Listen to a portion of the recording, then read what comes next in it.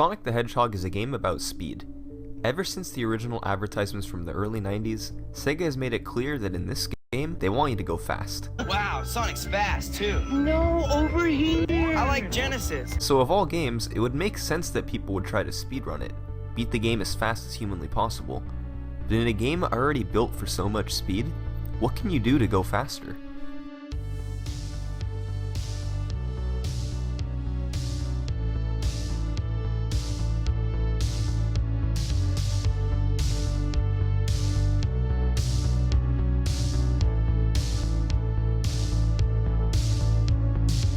For over a decade, gamers have been battling each other to see who can beat Sonic the Hedgehog 2 for the Sega Genesis more quickly.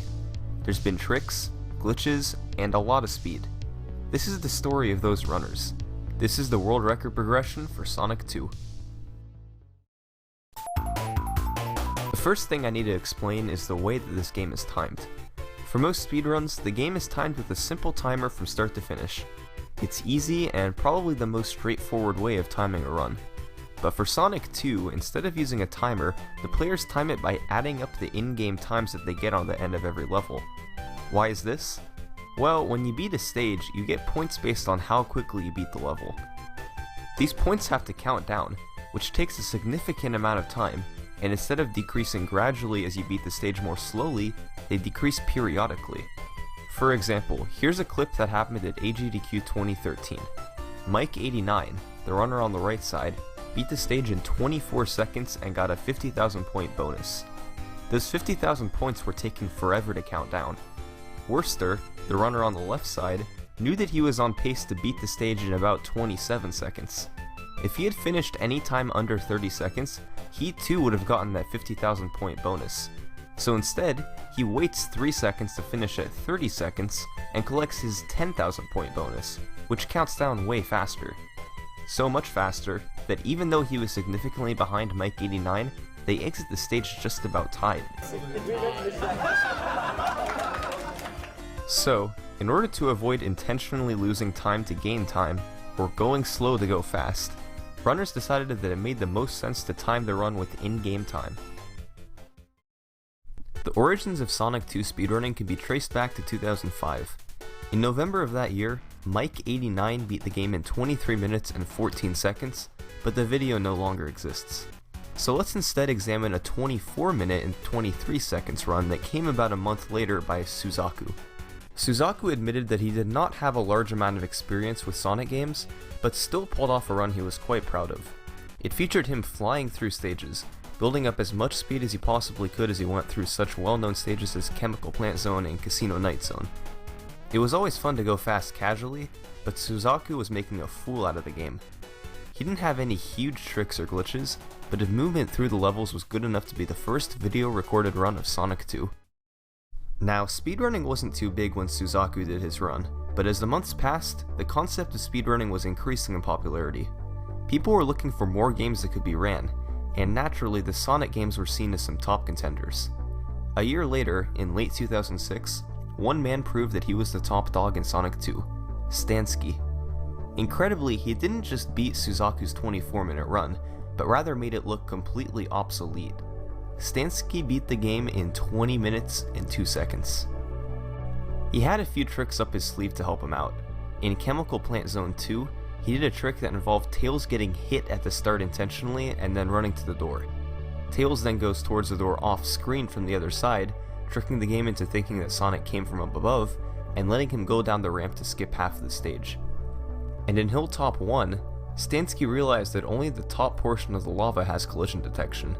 By standing on the top of the lava and colliding with the platform, he fell straight through the lava and triggered a zip that zipped him through the stage. Combining those tricks with beautiful gameplay in other stages, Stansky finished on top of the world by a large margin. He played beautifully, very few mistakes, very good execution. But Stansky wasn't done yet. He knew there was still more he could do to Sonic 2, so he got back to grinding. And he showed, undeniably, that he was the best in the world at Sonic 2.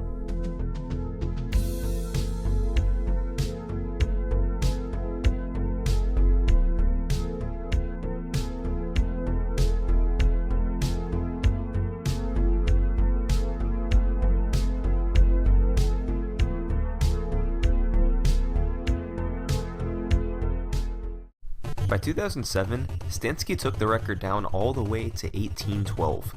He was using tricks such as being pushed into the ground by the Bolt in Metropolis 1 and 3, making him skip to the end of the stage, and when combined with his skill on the other stages, he was able to put out times way ahead of anybody else that had ever played the game. He was so confident that he even said in the description of his video that he doubted anybody other than himself would ever beat it. Now, if you've ever seen any of my videos before, you know that this is something that nobody should ever claim. It doesn't matter if you have a runner as dominant as Andrew G. Yes! Yes! Yes. If somebody gets a run so far ahead as Hoda Ruby, or if someone lowers their own record over and over as Darkwing Duck did, nobody ever holds a record forever. Times change, and people with different skills come up.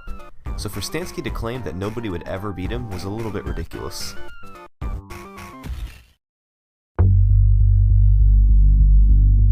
But here's the thing, Stansky got his 1812 in 2007. 5 years later, it was still the world record. He was right, nobody was able to beat him. It seemed his run truly was the ultimate run. But in early 2012, an Australian man wanted to challenge the notion that Stansky was the ultimate player. His name, Mike89, the same player who originally got a 23-minute run without a surviving video recording way back in 2005. Well, it turns out he had gotten a bit better since then. He began to grind the game again in early 2012, and 3 months later, that March, he did it. But he didn't just edge out Stansky's 1812 run. Mike89 got 16-13. How is this possible? Nobody could beat Stansky's run for 5 years, then Mike suddenly beats it by 2 whole minutes? What was he doing differently? Well, the truth was, even though nobody had put together a run faster than Stansky in 5 years, there had still been some major developments in the game during those 5 years. In Metropolis 2, for example, he did another lava zip, similar to the one that he did in Hilltop 1, where the game zipped him to the end of the stage because he got stuck in the wall. And in Metropolis 3, he was able to use Tails to do yet another zip. He inched towards the edge of the dropping platform at the start, and made Tails fall off while having Sonic remain on, causing the game to freak out and launch him around the stage. After getting this run, Stansky had been proven wrong. Mike89 was the new champion. But just like most speedrunners do, Mike realized that he was close to a number barrier. He was just 13 seconds away from beating the game in 15 minutes.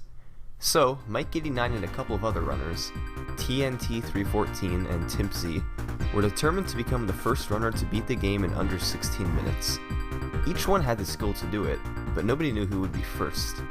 They each set off on their quest, and over the course of a few months, these runners battled it out.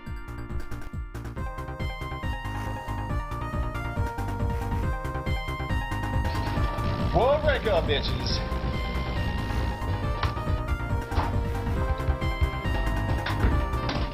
$16.09.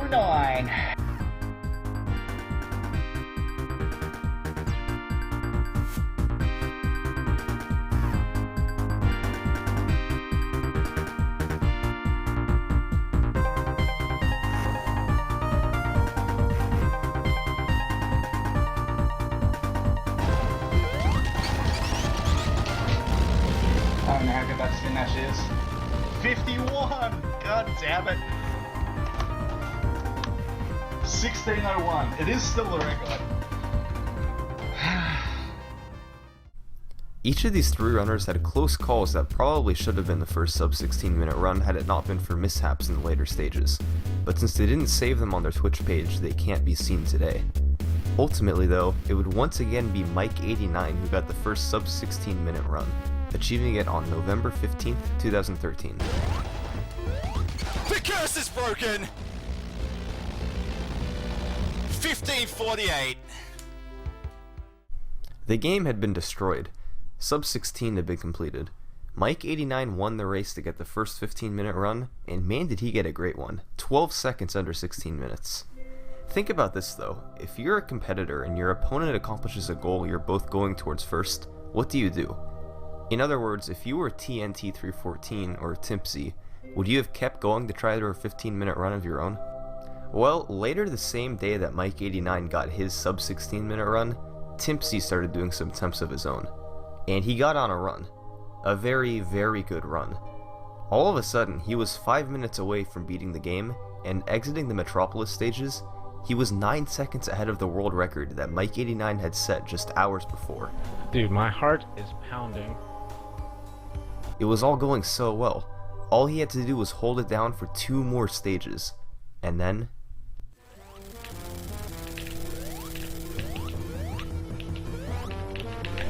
No! No! My finger slipped. My finger slipped on the controller. Because my hands are fucking sweaty. That death would wind up costing him 24 seconds, ending his chance at the world record, but he still closed out a new PB that clocked in at 16:08. Had he avoided the death and played the rest of the game as in the PB, he would have gotten 15:44, a new world record by 4 seconds. Timp Z would later go on to get his own sub 16 about a month later, although he still missed world record by about 10 seconds. Meanwhile, while these other runners were attempting to get their own 15-minute run, Mike89 was hard at work trying to lower the world record down farther and farther into the 15-minute void. He began using a new trick. He broke the collision detection in Wing Fortress Zone, and he did stuff like this.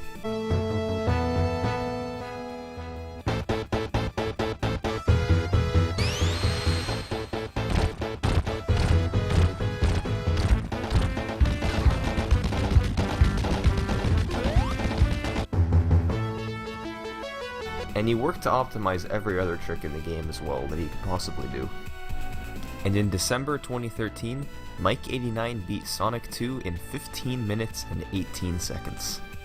This run was the result of years of optimization and grinding. Mike89 had gotten so good at the tricks and had completely mastered the movement that he decided the 1518 was by far the best run that had ever been done. He thought that it was so good that he would never have to come back to beat it, because neither he nor anybody else would be able to top it. People all over the internet wondered how long the run would last for. A couple of years maybe? 3, 4, or 5 years? How about 6 months? Here's the thing, Mike89's brother, Worcester, was also really good at Sonic games, and he wanted the record in Sonic the Hedgehog 2. After grinding in the middle of 2014, he got a 1540, an excellent time for sure, but one that was still 22 seconds behind the world record. Worcester needed something more to help him push his time down, so he looked into the world of strats that were known, but were considered to be too risky and dangerous for a single segment run, and planned to use them in his own single segment run. Because why not? He was trying to beat a run that was so good anyway, he needed every edge over it that he could possibly get. Now, these particular strats didn't necessarily end up saving him much time. By comparison, he only ended up saving a few seconds each in Casino Night 2 and the Death Egg fight with him, but Worcester's execution everywhere else had gotten a lot better over the months that he was playing the game. He was ultimately able to get a 1508 with the help of new strats on June 3rd, 2014. This run was celebrated all over the official Sonic leaderboards. So quickly, someone had been able to beat a run that was thought to be nearly unbeatable. But after months of being on the top of the leaderboards, the run was completely removed. The problem was, Worcester did his run on an emulator known as Gens. When he did the run, it was considered completely fine to do speedruns with it.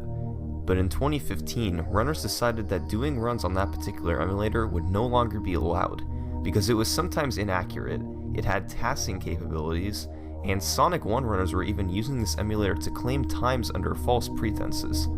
The only thing that they could really do was ban the emulator completely, and that had to include all past runs done on it too, to keep everything fair. So the 1508, which had been viewed tens of thousands of times by then, was removed from the leaderboards, and Mike89 was back on the top with 1518. These complications over the true #1 spot caused much confusion as time passed. By 2017, neither record had been beaten by anybody, so Mike89 wanted to clear the air once and for all, beat both his 1518 and Worcester's 1508. We were now in 2017. The last time Mike89 broke the record was in 2013. Over the course of 4 years, the skill of a speedrunner goes up.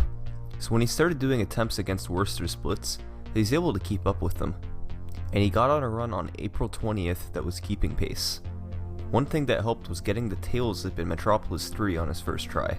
Okay, it's first go. It's not a quick first go, but it's still first go. So he saved some time there. And while he did lose some time on Wing Fortress, he still closed out the run a second ahead of Worcester. Yes! Yes! I know it's only 1 second, but I don't care. Woo-hoo-hoo! But since he was so close, he might as well get a run under 15 minutes as well, right? And 2 months later, he had a really nice run, gained the time back that he lost in Wing Fortress, and finished the game. 14, baby! Yes!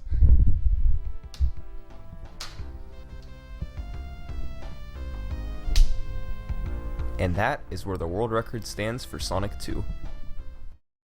For over a decade, Sonic 2 has introduced many to the concept of speedrunning.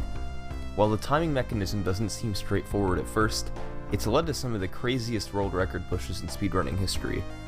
People foolishly claimed that their runs would never be beaten, but of course they were. Runs always get beaten, but whoever wants to beat Mike89's 1458 will have a mountain to climb. That run was a product of him running the game for 12 years off and on. Whoever tops it will permanently have their name etched into speedrunning history. Thanks for watching.